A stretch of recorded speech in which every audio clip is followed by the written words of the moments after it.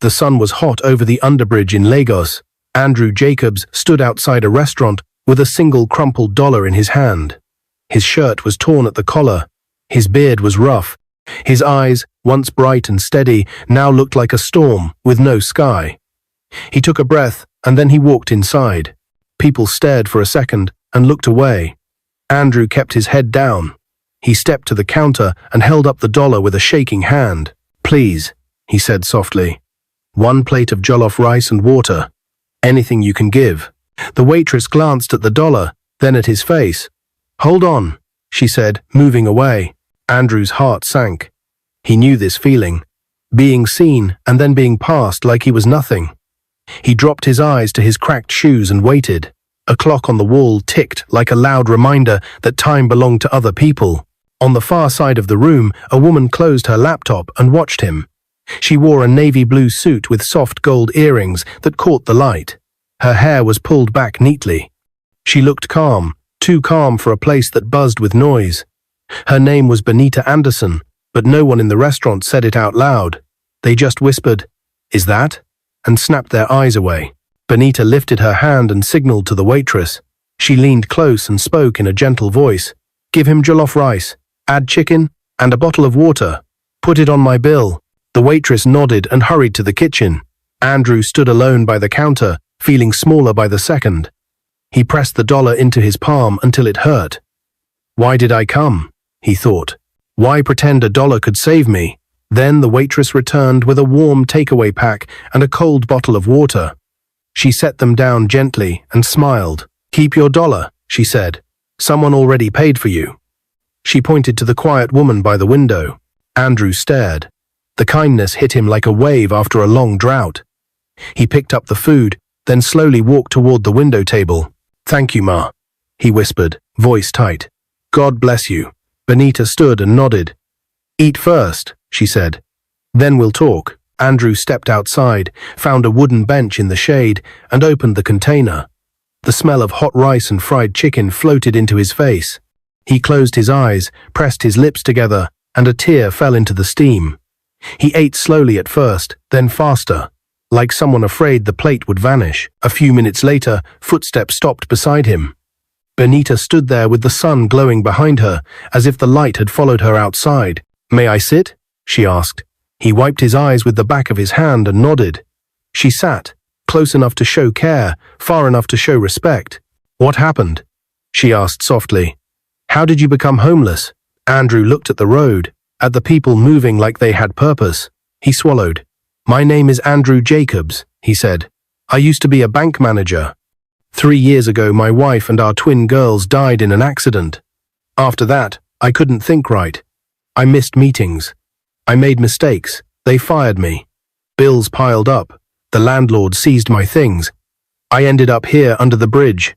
His voice broke on the last word. He stared at the empty space in front of him, as if he could still see the tiny shoes of his daughters, the soft hand of his wife. His shoulders shook once, twice. He took a breath that hurt. Benita listened, with both hands clasped, her eyes bright. "I'm sorry," she said. "I know pain that takes your breath away. Years ago, my husband ran off with my inheritance, $10 million.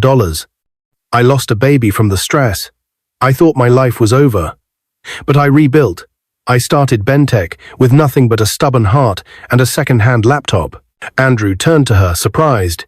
You built Bentech?" She nodded. The word carried weight. Everyone in Lagos knew the name. A company worth $1 billion. A company people dreamed of working for. A company that felt a galaxy away from the wooden bench they shared. "I believe in second chances," she said. "And I think yours is right here, Andrew." He blinked. "Mine?" Benita smiled. "Yes, eat the rest, then you're coming with me." Andrew looked down at his torn shirt, at his rough hands, at the glint of oil on his fingers. Shame crawled up his neck. "I can't sit in your car like this," he said. "I'll mess it up." "Cars can be cleaned," Benita said gently. "People take longer. Let's start." For a moment, the city felt quiet. Even the horns and shouts seemed far away. Andrew saw a picture in his mind, water on his face, a blade cutting away the old beard, new clothes that didn't smell like rain and dust. But then another picture crashed into it. A hospital hallway, a crying nurse, two small bodies covered with white sheets. His hands trembled. "What if I can't change?" he asked. "What if I fail again?" Benita turned to him, her eyes clear. "You will fall sometimes," she said, "but you won't stay down. Not this time, not with me beside you." He stared at her. He wanted to believe her more than he had ever wanted anything. He nodded once, then again, as if teaching his neck a new language called hope. Benita rose and held out her hand. Andrew stood slowly. His legs felt weak, but his heart felt awake. She led him toward a sleek black SUV parked by the curb. People watched as the homeless man and the billionaire single mom walked side by side. Benita opened the back door. "First stop, a proper haircut," she said with a soft laugh. "Second stop, new clothes. Third stop, well, we'll see." Andrew looked at the open door and then at the restaurant. He could still feel the dollar in his pocket, hot and small and useless. He reached for it, held it up to the light, and smiled for the first time in a very long time. "This," he said, "was supposed to buy me food." Benita tilted her head. "What is it now?" Andrew pressed the dollar flat and slid it into his shirt pocket like a medal. "A reminder," he said, "that the world didn't forget me." "Good," Benita said. "Now get in." Andrew placed one foot on the step, then froze. Across the street, a man in a faded cap lifted a phone and snapped a photo of them. Click. The man whispered to someone on a call and pointed at the SUV. Another man appeared near the corner, watching with sharp eyes. Benita noticed them too. Her smile thinned. "Andrew," she said carefully, "do you know those men?" He shook his head, heart racing. "No." The man in the cap started walking toward them, fast, phone still in hand. Benita's fingers tightened on the door. "Get in," she whispered. Andrew hesitated for one breath, and the man in the cap reached the curb, raised his phone toward Benita's face, and said, "Madam Anderson, my boss wants a word, right now." The air outside the restaurant shifted. What moments ago felt like hope now carried a new weight. Andrew froze halfway into the SUV, his stomach tightening. Benita stood steady beside him, her eyes locked on the stranger who had just spoken her name. "Madam Anderson, my boss wants a word, right now," the man repeated, his tone calm but heavy with authority. Andrew studied him quickly. Faded cap, sweat at his temple, phone gripped like it was more than just a phone. His heart pounded. Who was this man? Why was he watching us? Benita's lips pressed into a thin line. She knew the type men who hid their orders behind polite words but carried danger in their pockets. "Who is your boss?" she asked, her voice sharp, yet even. The man smirked. "He said you'd recognize the name. Chief Okafor." Andrew saw the color drain slightly from Benita's face. He didn't know the name, but her reaction told him enough. This wasn't good. She stepped in front of Andrew as if to shield him. "Tell your boss I don't take meetings on the street. If he has business with me, he knows where to send it." The man's smirk widened. "That's not how this works, madam. He says you've been ignoring him too long. Today, you listen." Andrew shifted uncomfortably, clutching the container of rice, still warm in his hands. He had just been given a spark of dignity, and now danger was closing in again. His instinct screamed, "Run, hide," but his feet wouldn't move. Another man appeared near the SUV, the one Andrew had noticed at the corner earlier. This one was bigger, his arms folded like iron bars. Together, they blocked the only easy path away. Benita exhaled slowly, calculating. Her mind ran through every option. She could argue, but that would draw attention. She could fight, but Andrew wasn't ready for that. She could flee, but the street was too crowded. So instead, she smiled an icy smile that didn't reach her eyes. "Gentlemen," she said, "I have a company to run, and a schedule tighter than your boss's patience. Move away from my car." The larger man stepped forward. "Or what?" Andrew's chest tightened. He had nothing, no power, no money, no strength. Yet something inside him broke loose.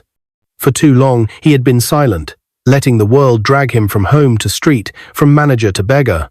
Not today, not while someone finally stood beside him. "Leave her alone," Andrew said, his voice shaking but loud enough to turn a few heads on the sidewalk. The man in the cap raised his eyebrows. "And who are you? Someone who won't let you touch her?" Benita glanced at him quickly.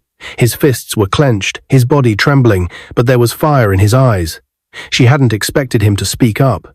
That flicker of courage, raw and unpolished, made her heart stir. The larger man took another step forward, but before he could move closer, the restaurant door swung open. A tall waiter stormed out, holding a heavy tray like a weapon. "Hey," the waiter barked. "You people want trouble here? Move before I call the police." The men hesitated, scanning the small crowd that had begun to gather. Phones were rising, capturing the scene. Attention was dangerous in Lagos streets. The man in the cap lowered his phone slowly. "This isn't over, Madam Anderson," he warned. "My boss always gets what he wants." Then, with a nod, both men melted back into the flow of pedestrians, disappearing like smoke in a breeze. The crowd mumbled, then drifted away. The waiter gave Benita a small nod and went back inside. Andrew's body sagged with relief, but fear still prickled his skin. "Who was that?" he asked. Benita didn't answer right away. She opened the SUV door and motioned for him to get in. "We'll talk later," she said firmly. "Not here." He slid into the seat, clutching his dollar and his half-eaten meal. As the SUV pulled away from the curb, Andrew stared out the window, his mind racing. This world he had just stepped into, the world of billionaires and power, was not the one he remembered. It had shadows, and those shadows wanted something from Benita. She drove silently for a while, her fingers tight on the wheel.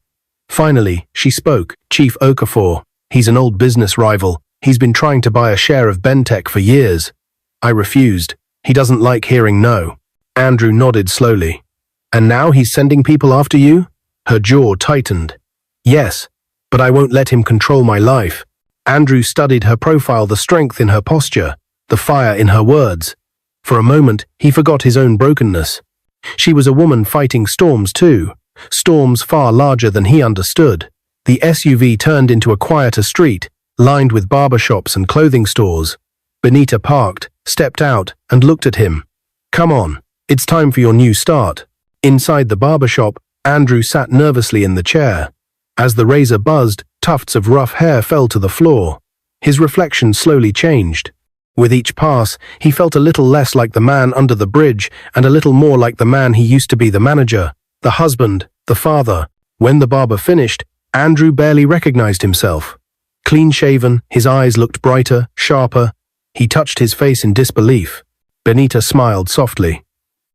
"See, the world hasn't forgotten you, Andrew. You just needed a reminder." But as she paid the barber and guided him toward the clothing store next door, Andrew's heart still beat with unease. The memory of the two men lingered, their warning echoing like a drum. This isn't over. He glanced at Benita as they stepped into the shop. She looked calm, even cheerful, but Andrew wondered, was he stepping into a new life, or into the middle of a war he didn't yet understand? Either way, there was no turning back. Andrew stood in front of the full-length mirror inside the clothing store, his heart pounding like a drum. For years, he had seen nothing but a broken reflection in dirty windows and muddy puddles. Now, with the barber's work fresh on his face and a brand new navy blue suit fitted on his shoulders, he looked like a different man. He touched the lapel with trembling fingers. "Is this really me?" Benita leaned against the counter, arms crossed, watching him with a smile. "You look like someone ready to take the world back," she said softly. Andrew's throat tightened. He wanted to thank her, but the words tangled in his chest. Instead, he looked at the shopkeeper, who was nodding in approval. "This one fits him well, madam," the shopkeeper said. "Sharp man." Benita paid without hesitation. Andrew tried to protest, pulling the worn dollar from his pocket. "Please," he said. "Let me give this, at least." Benita reached out and closed his hand gently over the crumpled note. "Not this time. Keep it. One day, you'll use it to remind yourself how far you've come." Her eyes locked on his, firm and steady, as though she believed in him more than he believed in himself. Outside, the Lagos sun was beginning to tilt toward evening, painting the streets in orange and gold. Benita's black SUV gleamed at the curb, attracting glances from passers-by. Andrew slid into the seat, still dazed. "Where are we going now?" he asked. "Home," Benita replied simply. Andrew stiffened. "Home?" "Yes," she said with a calm smile. "Banana Island?" The words hit him like a lightning bolt. Banana Island, the most expensive neighborhood in Lagos. a place of glass mansions and private security. He had once driven past those gates with his family, joking with his little girls that one day they would live there. Now he was headed there in the back seat of a billionaire's car, wearing clothes that still smelled of new fabric. The SUV glided through traffic, leaving behind the noise and chaos of the mainland. Soon the streets widened, lined with palm trees and high walls. Security checkpoints passed without question. The guards knew Benita's car well. When the gates of her mansion opened, Andrew's breath caught. The house stood tall and modern, walls of glass catching the fading light. A wide fountain sparkled in front, and the garden stretched like a green carpet. "Come," Benita said, stepping out gracefully. "This is your fresh start." Andrew followed slowly, his shoes clicking on marble tiles. Inside, the house glowed with soft lights, the air cool and scented with jasmine. Chandeliers hung above, and expensive paintings lined the walls. Everything felt like another planet. He set down the small bag of clothes the shop had given him and stood frozen. "Madam, I don't belong here," he whispered. Benita turned sharply. "Don't ever say that again. You belong where life gives you a chance. And right now, life is giving you one through me. You hear?" Her tone was fierce, almost motherly, and Andrew nodded quickly. She softened. "Good. Tomorrow, you'll come with me to Bentec. We'll see where you fit in." The mention of her company made Andrew's stomach twist with both excitement and fear. He hadn't worked in years. Could he handle it? Would he fail again? Benita seemed to sense his doubt. She stepped closer. "You're a banker, aren't you? Numbers don't forget people who respect them. I need that kind of discipline in my company." Andrew blinked back tears. For the first time since losing his family, someone believed in his skills, not just in his pity story. That night, Benita's chef prepared dinner, pepper soup, rice, and fried plantain. Andrew ate quietly, overwhelmed by the comfort of real food in a dining room where silverware gleamed. He kept glancing at Benita across the table. She ate with calm grace, her eyes thoughtful, as if she too was carrying ghosts she didn't speak of. After dinner, she invited him to the balcony. The Lagos skyline stretched beyond the water, lights twinkling like stars.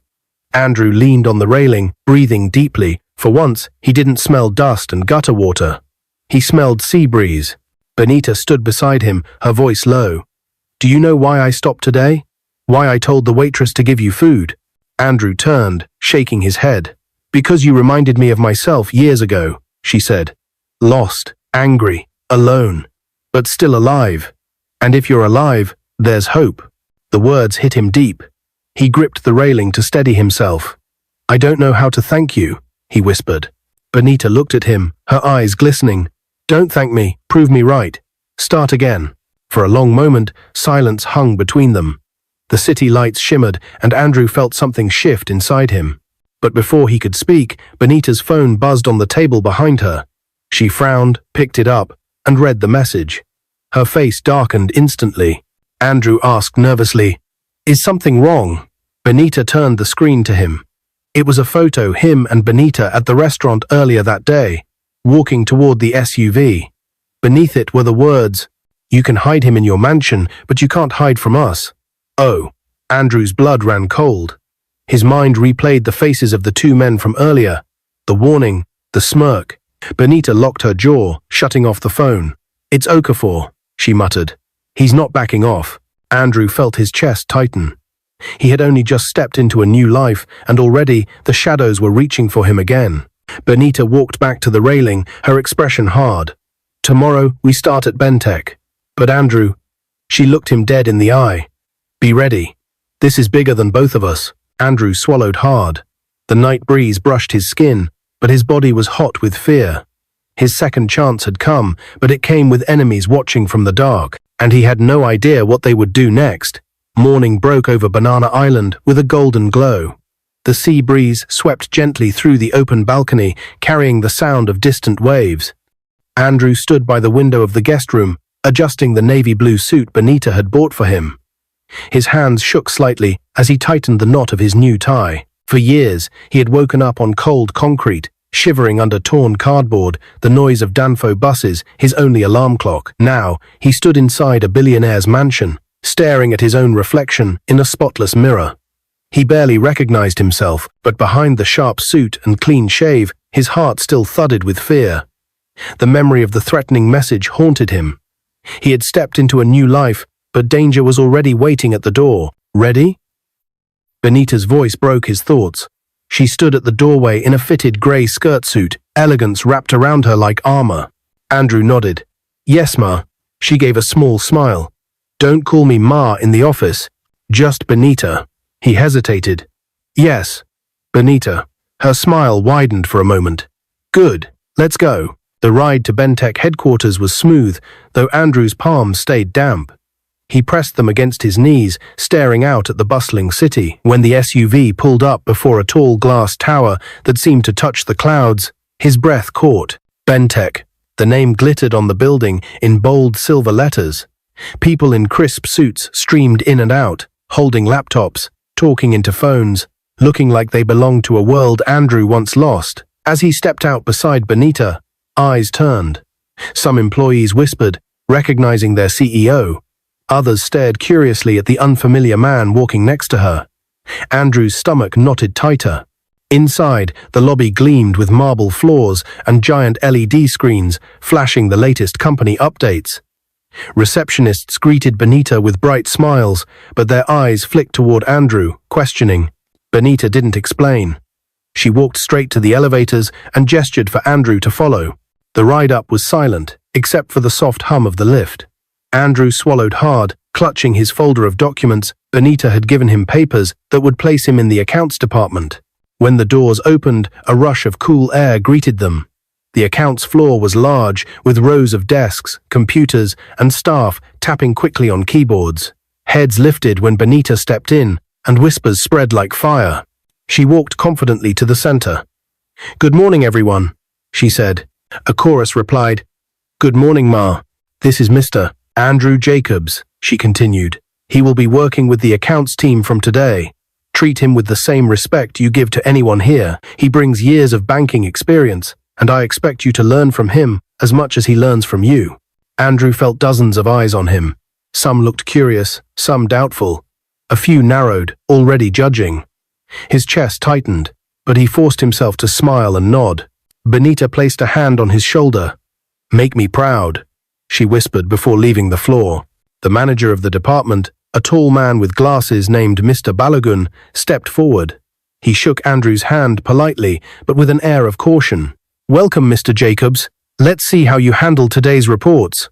Andrew was guided to a desk with a computer already set up.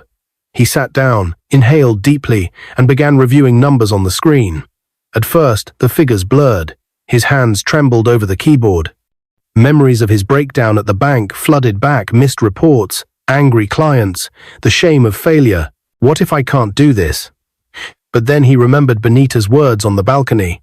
Numbers don't forget people who respect them. He straightened his back, adjusted his glasses, and dove in.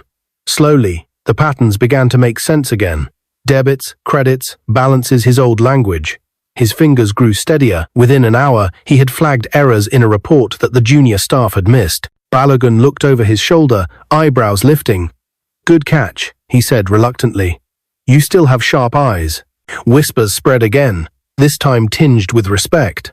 By lunch break, Andrew had not only reviewed several files, but also given useful corrections. A few staff members approached him with cautious smiles. "You really used to be a bank manager?" one asked. "Yes," Andrew said quietly. "Until life happened." They nodded, sensing there was more he wasn't ready to share. At the end of the day, Benita returned to fetch him. She walked the accounts floor, scanning the room with sharp eyes. When she reached Andrew's desk, Balogun spoke up. "He did well," the manager admitted. "Spotted errors in 3 reports. Sharp mind." Benita's eyes softened with pride. "I knew it." She turned to Andrew. "Come, let's go." As they left, Andrew felt lighter, almost proud. He had survived the first test, but his relief didn't last. When they reached the SUV, the driver handed Benita a folded note that had been left on the windshield. She opened it, her face darkening. Andrew leaned closer and read the words written in bold red ink. "This is your last warning. Stay away from him, or you'll regret it. Oh." Benita crushed the note in her fist, fury flashing in her eyes. "Cowards," she muttered. Andrew's stomach sank. "They're after me, aren't they?" Benita shook her head. "No, they're after me. You're just the excuse." He stared at her, torn between fear and guilt. "Maybe I shouldn't stay here. Maybe I'm bringing trouble." "Stop," Benita cut him off sharply. "Don't ever say that. You are not the problem. They are. And if they think they can scare me into giving up, they've chosen the wrong woman." Her voice was fire, but Andrew could see the storm in her eyes. As the SUV rolled out of the parking lot, Andrew clutched the dollar in his pocket again, his chest heavy. He had found a second chance, but now it was tangled in a battle far larger than him. And deep inside, he knew the war with Chief Okafor had only just begun. The weeks that followed were a storm of challenges and breakthroughs. Andrew settled into his role at Bentech, surprising everyone with his sharp mind and steady hand. Reports that used to take a full team of accountants, Andrew handled with a calm ease. Mistakes were reduced, systems were improved, and soon, even the toughest employees in the accounts department began to respect him. But it wasn't only the office where change was happening. At night, when the mansion was quiet and Lagos shimmered with city lights, Andrew and Benita would sit on the wide balcony overlooking the water. There, they talked not just about numbers and company growth, but about their scars, their fears, and their dreams. Andrew shared stories of his wife and twin girls, the way his daughters would argue over who got to hold the bigger teddy bear, the way his wife hummed a hymn whenever she cooked jollof rice. His voice would break, but Benita listened, never rushing him, never judging. And Benita, in turn, spoke of betrayal, the pain of watching her husband vanish with her inheritance, the crushing grief of losing her unborn child, the nights she slept on the floor of a tiny apartment with nothing but determination to keep her alive. Those talks grew longer, their silences more comfortable. Slowly, without planning it, their hearts began to reach for each other. One evening, after a long day at work, Benita came home to find Andrew in the kitchen, awkwardly trying to cook fried plantain. The pan hissed loudly as oil splattered. "You'll burn down my house," she teased, leaning against the doorway. Andrew chuckled nervously. "I wanted to thank you with food, but I think the plantain is winning." Benita laughed, a sound so warm it filled the room. She took the spatula from his hand and showed him how to flip the slices properly. Their fingers brushed, and for a brief second, both froze. Their eyes met, and neither pulled away. That night, they didn't talk about pain. They talked about possibility. And something shifted. Weeks turned into months. The threats from Chief Okafor lingered like dark clouds. But Bentech stood firm. With Andrew by her side, Benita grew even more determined, and her employees noticed the quiet strength he brought to the company. One night, under the glow of chandeliers during a corporate dinner, Benita looked at Andrew longer than she should have, and Andrew, heart-pounding, realized the truth. He was falling in love with the woman who had given him a second chance. It happened on a rainy night. They sat on the balcony, watching droplets race down the glass railing. Andrew had hidden something in his pocket for days, a small diamond ring he had saved up for secretly. He had wanted to propose, but fear held him back. Benita broke the silence first. "Andrew," she said softly, "do you ever think about starting over? Not just with work, but with life? With love?" Andrew's chest tightened. His hand slipped into his pocket, gripping the ring. He turned to her, his voice trembling. "Benita, But she cut him off with a nervous laugh. "Because if I'm honest, I've been thinking about us, about you." Andrew's heart thundered. His hand shook as he pulled out the ring, dropped to one knee on the balcony floor, and looked up at her with eyes filled with hope and fear. "Benita Anderson," he said, his voice breaking. "You picked me up when the world had thrown me away. You saw me when I didn't see myself. Will you marry me?" Tears spilled from Benita's eyes as she clasped her hands over her mouth. For a long, trembling moment, she couldn't speak. Then she knelt down beside him, tears running freely. "Yes, Andrew. Yes." The rain outside seemed to dance harder, as though the sky itself was celebrating. 2 months later, Lagos stood still for their wedding. The event center glittered with gold decorations, and business moguls, celebrities, and top government officials filled the hall. Cameras flashed, choirs sang, and the scent of roses filled the air. Benita walked down the aisle in a gown that shimmered like starlight. Andrew, in a tailored navy blue suit, waited at the altar, his eyes never leaving hers. When the pastor declared them husband and wife, Andrew held the microphone. His voice shook as he spoke. "Today, I am not just marrying a woman. I am marrying the person who gave me a second chance when I thought my story was over. A few years ago, I stood at a restaurant with nothing but $1 in my hand, begging for food. She fed me, clothed me, gave me work, and believed in me when no one else would. And now, she is my wife. That is what kindness can do." The hall fell silent, many wiping tears. Benita held him tightly, her makeup running from her tears, whispering, "I love you." Married life was not without trials. Doctors told them that having children might not be possible. For years, they tried and failed. Benita cried in Andrew's arms many nights, whispering, "Maybe this is the price for my past." But Andrew always kissed her forehead and said, "No, our story isn't finished yet." And he was right. 5 years after their wedding, on a bright morning, Benita placed his hand gently on her belly, tears in her eyes. "Andrew," she whispered, "I'm pregnant." He froze, then dropped to his knees, kissing her stomach as tears streamed down his face. Months later, they welcomed a baby girl. They named her Amara, meaning grace. When Andrew held her tiny body in his arms for the first time, his heart broke open with joy. His voice cracked as he whispered, "I thought I had lost everything, but because of one act of kindness, I found a wife, a family, a future. And now, this." Benita leaned against him, watching their daughter. "See, Andrew, I told you, there's still life after everything." And in that moment, under the warm glow of the hospital lights, Andrew knew the truth. Second chances weren't just possible. They were real. They had been written into his story. What is your view about this story? Where are you watching from? If you enjoyed this story, comment, share, and subscribe to our channel for more interesting stories.